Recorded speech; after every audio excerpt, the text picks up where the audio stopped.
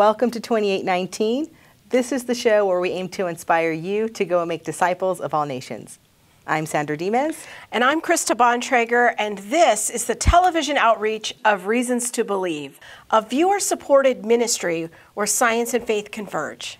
And we want to encourage you to step into conversations about your faith and to do so with confidence and compassion. And as you're watching the show today, be sure to get connected with us on social media. You can pull out your mobile device just while you're watching the show. Find us on Instagram, Facebook, and Twitter at 2819 Show. We'd love to hear what you think of it. And we're going to kick things off here with a quick rundown of what we're going to be doing on today's show.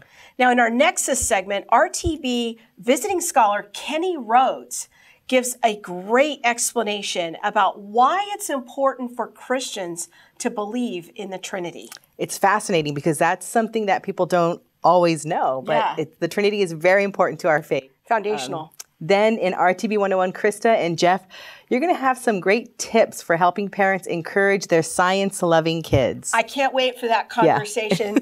That's me and Jeff. That's our heart.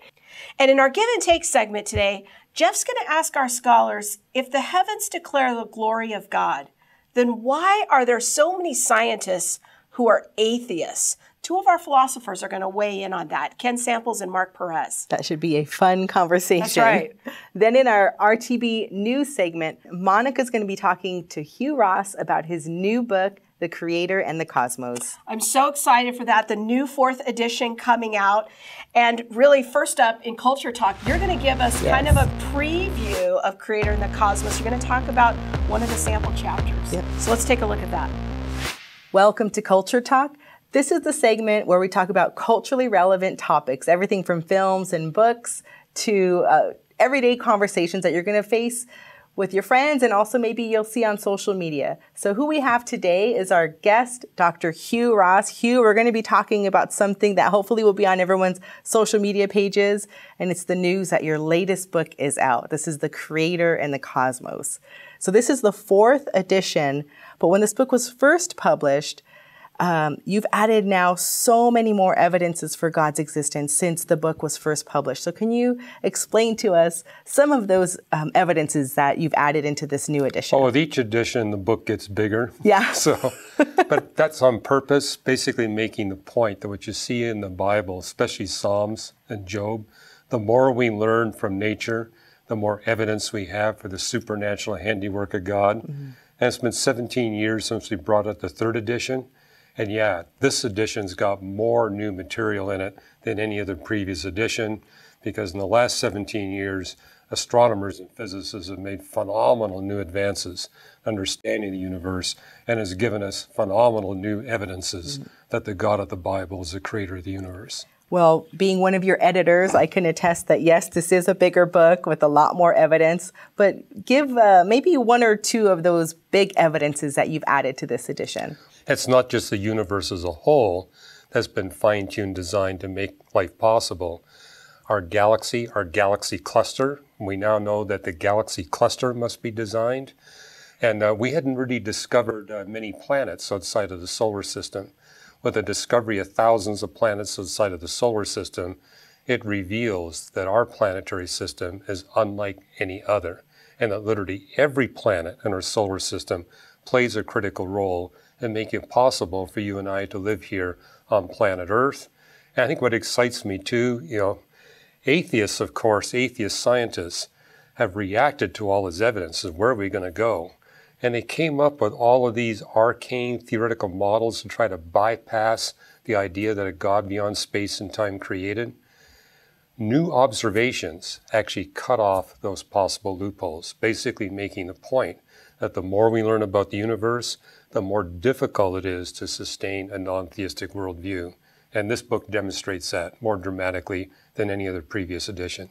Now, this is all really fascinating because even just having edited the book, I've seen so many new evidences that you've supplied, and thinking about like exoplanets and thinking about as we just learn more about our cosmos, that, as you said, the evidence shows that Earth is fine-tuned to support humanity.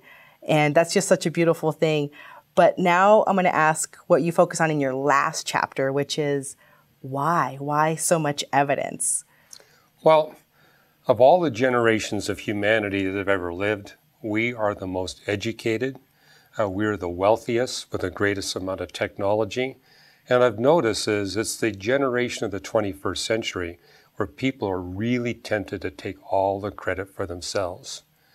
And a lot of what you see in the book is we wouldn't be able to develop this wealth and technology if God hadn't designed the universe just right. And so, wherever there's extreme human pride, God always breaks through with extra evidence. You see that especially in the book of Ezekiel, where God called Ezekiel to reach out to a very proud people group. Likewise, I think today he's reaching out to a worldwide, very proud people group with overwhelming scientific evidences that he is the God that made it all possible. So we're living in a time when we can see this evidence, because you've said before in this book and in other books that if we weren't living at this time, we wouldn't be able to observe and see the same things in the sky as we do now. But what's unique to our generation, we can actually explore the history of the universe all the way back to the very beginning of time itself and see God's handiwork at every moment in the history of the universe. That's unique to our time. Even in the third edition, I couldn't say that. Today we can. Yeah. Well, thank you so much, Hugh. It's just been fascinating to go through these books and see again the handiwork of God and see that there's evidence for his existence. And thank you for editing it. Oh, you're welcome. You're very welcome. So if you want to hear more from Dr. Hugh Ross, you can visit reasons.org and look for today's new reasons to believe. Next, we're going to go over to our visiting scholar, Kenny Rhodes, and he's going to explain why Christians should believe in the Trinity. A very good conversation. So check it out. There is one God who is three persons. One what, three whos. And so God has revealed himself in that way. And when we look at how he's revealed himself, we find that salvation is a triune work. It's fascinating how important the Trinity actually is to our salvation. And the Trinity is important when we talk about evangelism because we need to make sure that people are talking about the true God. Because Paul said, if I go out in another name, in another Jesus, under the power of another spirit, that's important because there seems to be more than one Jesus that's preached out there, and sometimes a different God is preached out there. We have some Christian, quote-unquote Christian groups that deny the Trinity, and they just say Jesus is this God, and God has somehow modalistically revealed himself as putting on Mass, and now he's the Holy Spirit. But the Trinity is so important to our salvation, the Father's will. It was the Father who sent his Son. And sometimes people look at the Old Testament and they think that the Father's the bad guy. But the Father actually, in his plan for fallen humanity, he sent his Son. And so it was the will of the Father to send the Son, and the Son did the work of redemption. His atonement is very important, the work of the Son. And then we find that the Holy Spirit's extremely important because he applies the work of the Son by the will of the Father to the individual who believes.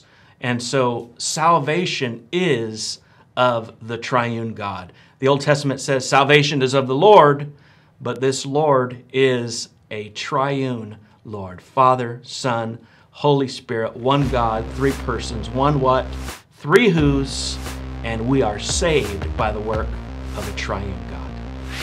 And once again, I want to encourage you to check out our Visiting Scholar playlist on our YouTube channel.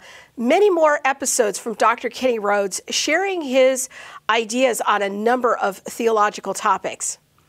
And now it's time for RTB 101. This is the segment where we talk about practical questions to help equip you to share your faith with friends and family more effectively. And I'm here with my friend and colleague, Dr. Jeff Zweerink. Welcome back, Jeff. Hi, Krista. It's good to be here. And we're going to talk about something today that I know you and I are both very passionate about, and that is getting college students excited about going into a scientific realm of research, because we need Christians to go into science first of all, maybe we should talk about what scientific fields we're talking about, and then why do we think that Christians should go into these fields? Well, I just consider any field that has a science-y aspect to it. What I mean by that is, you got the medical fields where you're figuring out what's going on and how to deal with things. You got computer programming, you've got physics, chemistry, biology, mathematics, engineering, anything with that sort of technical science mathy feel to it. Those are science disciplines where,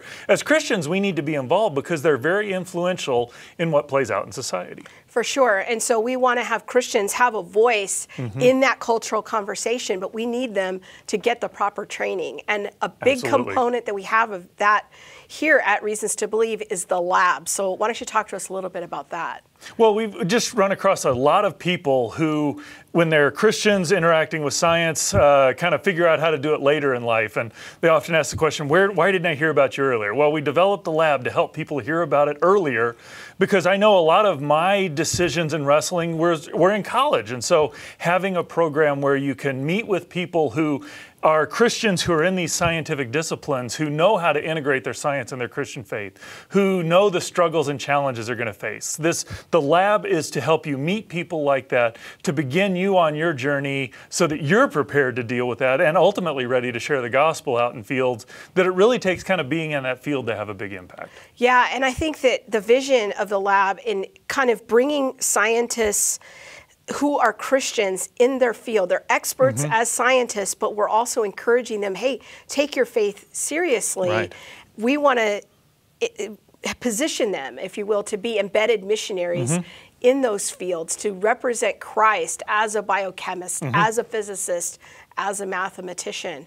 So if someone has a college student in their life who is kind of, as you said, science-y, what should they do to help encourage them to get connected with the lab? Well, one, you can go look at reasons.org/the-lab, and it just gives all the details, registration dates and everything. But really, I would encourage you to just investigate and figure out what it is, because this is a program that really does look at how do science and the Christian faith work together, kind of sets or challenges the student to begin thinking, what's it going to look like for me to identify as a Christian in this field, and ultimately start thinking about what are the challenges I'm going to face and how am I going to do that well. And that student is going to need mentors in that field, but they're also going to need parents who know how to mentor them dealing with the challenges of how do I be a Christian in that. And that's often where the challenge raises, because a lot of people have kids who are going into science disciplines but aren't sciencey themselves. And so the lab is to really help facilitate how do you make that connection and mentor your kid even when you may not be the person who has the science passion. So if I'm not a scientist, but I'm a parent of a college student who is science oriented, I can come to the lab too and get some equipping so that I can help encourage my student on that journey. Right. We have we obviously have the student tracks. We got a life science and a physical science track, but there's also a parent track to come along, and you get to listen to almost all the things out of the other tracks. But then there's some specific things that we've got, that I've learned from my dad, what he did for me, and just as I've interacted with scientists, things that you can do practically that don't require you to be a scientist, but nonetheless where you're still actively involved in your children's growth and preparing and equipping them to live a life of following Christ and sharing Him wherever they end up. And so once again, I want to encourage you to go to reasons.org/the-lab and check out more information about this very important program for college students. And right now is the time to apply, because the lab is quickly coming. It's in June, but right now is the time when we're evaluating those applications. So maybe send the link to a college student in your life. You can also check out a lot of testimonial videos, both from students and from parents, as well as get a good flavor for what the experience is like. And now we're going to go over to Jeff and the scholars over on the couches for Give and Take. Hello, Jeff Zweerink again here with Give and Take, where we look at the latest scientific issues to help you be more confident in the truth of Christianity so that you can share the faith with others.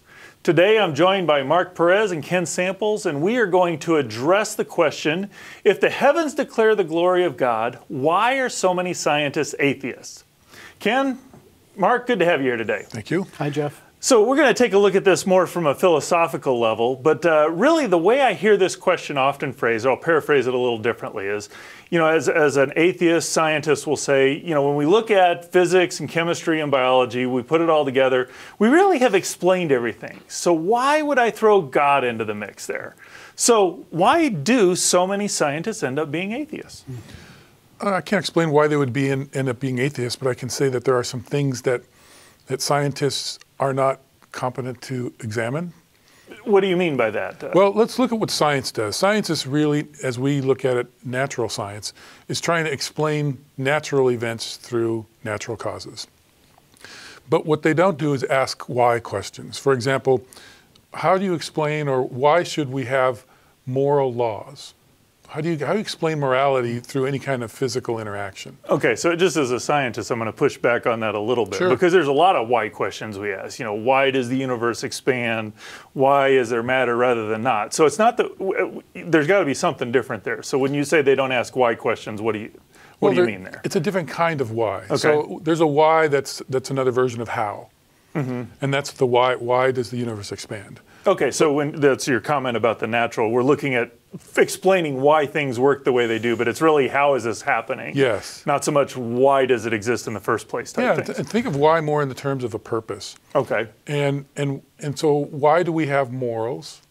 And if there are moral laws, for example, is there a moral lawgiver? There's no kind of scientific experiment that you can come up with that'll give you that answer. Science is not equipped to ask the question, it's not equipped to give the answer. The same thing with something like the experience of beauty. When we experience beauty, we're doing a couple of things. Number one, we're actually appreciating something that's in the world that's beautiful. Why is there beauty rather than not beauty? And the next thing is, how is it that we have this notion of beauty? Are we actually a reflection of the God that we say exists? And that's why we realize this beauty is because it's part of his nature's manifest. And here we are experiencing it in a way that's not explained scientifically. No, that's a good point. And it kind of reflects back a few weeks ago, we were talking about, is love just a bunch of chemical reactions? And there is that component of, we can explain some aspect of love through chemical reactions, but there's so much more to it. And it seems like that's what you're saying with beauty. I mean, there may be an aesthetic, or you put things together and this might look beautiful, but it's not really addressing the deeper question, if you will. There's something more to it. Sure, the scientist or the mathematician, for example, that says, well, I love the beautiful formula. How is it that you have an appreciation for beauty? So your comment, or in some sense, why are scientists atheists? Or why can so many scientists be atheists? Is that in some sense they're not really addressing the deeper questions. They're kind of looking at it just from a material perspective. Right. Let's ask the question, why, about some of the hows. Okay. I know that you've got this quote from Adler that you talk about that seems to be relevant. How would you respond to some of these questions? Yeah, I think to build on Mark's point, Mortimer Adler, great philosopher, educator of the 20th century, he said that scientists are highly specialized in their education, but it lacks kind of a breadth of education. I mean, Mark is asking philosophical questions, which implies the humanities, which implies theology, philosophy. And I think there are times where a scientist's education doesn't put them in a position where they're going to ask what I would call the big questions of life. I think there is a reliance more on the how than the metaphysical what. So in some sense, we're getting so deep into it takes so much effort to get into answering this particular how is it working question that you never, as scientists, we just don't take a step back and say, how does this all fit together? I mean, I was in a room not long ago with four physicists who had specialized training in different areas of physics. Talk about specialization. I don't think that there is a focus on, hey, let's ask more fundamental questions about the nature of reality, the nature of truth. So part of that is maybe the way scientists are educated and trained. And that's also, though, why science is so successful. The specialization does in some ways work and works well. So it seems like what you're saying in this is it's not so much that what we learn scientifically points us to be atheists or pushes us to be atheists, or some scientists to be atheists, but in essence it's almost like there's some other reason that they're atheists, and then they bring that into their scientific discussion, if you will. I think there's a lot of times where scientists are indifferent to those deeper questions. Okay. So why are a lot of scientists atheists? If the heavens are pointing towards God, what's going on there? Now I want to say something theologically or biblically. I think a fair reading of the book of Romans chapter 1 indicates that people are not neutral when it comes to the God question. Our fallen, our broken nature, our alienation from God means that we suppress the truth and unrighteousness. I think clearly God has to move our heart toward Him. So there is something spiritually in the way. You know, I actually find that true. Even as a Christian, I tend to want to suppress the truth. So it's perhaps not so surprising that that's going on. So, you know, it does seem to me, though, that even with all the data, there's something more than just having everything point to God. It seems like there's something more there. Is something about Christianity irrational or non-rational, if you will? Well, I think when you ask why do people come to the conclusions they come to, why are they driven in one direction or another, it's not merely an intellectual process. There are moral concerns. There are a variety of other things that influence their will. And in logic, we would call those not irrational, but maybe non-rational. They're outside the rational sphere. You know, there really is a common narrative out there that studying science will inevitably lead to atheism. But when you ask the question, what is it, what worldview best explains everything that we see, not just how the world works, but why is there beauty, why is there morality, Christianity really does provide the best answer. And that takes a lot of sting or fear or trepidation over discussing scientific issues. Now, I don't think we ought to go out and say, all right, well, why are you suppressing the truth today? But instead, we have a great opportunity to go engage with that person, to understand what drives them, what concerns, what hurts do they have, to care about them, love them, and ultimately bring the gospel into that conversation, and to let God do the work of changing the hearts.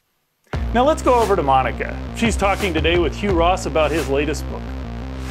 Hi, I'm Monica Jones, and I have Dr. Hugh Ross, president and founder of Reasons to Believe.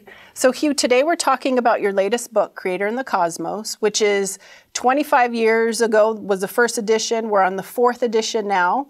This is a book that I've heard time and time again that it is life-changing, that it was something that they needed to just connect science, faith, to be able to stay Christian. What is in this book that is so impactful and life-changing for people? Well, astronomers can now observe the entire history of the universe, so you can read the whole book.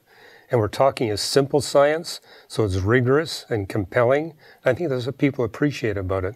This is rigorous scientific proof that there must be a God beyond space and time that created and designed our universe.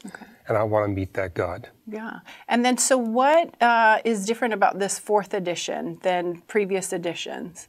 Well, all 4 editions basically demonstrate the principle that the more we learn about nature, the more evidence we'll see for the supernatural handiwork of God. And this being the 21st century, we have exponentially more evidence than we had in the 3rd edition. I only got to summarize part of it, but I did manage to jam in 80 pages of new content. So I think people are going to be excited by all the new evidences. Yeah, and we did take out a couple pages, right, for those 80? Well, yeah, I took out the part that's already covered in some of our later books that weren't covered in the 3rd edition. So I did subtract some. All right, good. Well, thank you, Hugh. Now, I hope that you will get a copy for yourself, but maybe for someone that you want to share this with so that they can have that information to connect science and faith, maybe that thing that they need to really change their lives. So for the months of March and April, for a donation to Reasons to Believe in any amount, you can get your copy of Creator and the Cosmos. I really would love to hear how this impacted your life or even that person you give it to. Thanks for watching. Well, that about does it for us this week. We thank you for joining us on 2819. And we hope that you've taken some nugget of truth that you can share with people that you know. Just talk about Jesus, and we hope that some of what you learned today has inspired you to do that. That's for sure, because we really want you to go beyond just watching the show. We love you watching it, but we want you to take that next step to share what you're hearing on the show with someone who needs to know Jesus as their Creator and Savior. Yes, share away. But this show has been made possible through the faithful support of Reasons to Believe donors. So if you feel led to support resources like this, please visit reasons.org/2819. Until next time, check us out on the web at reasons.org.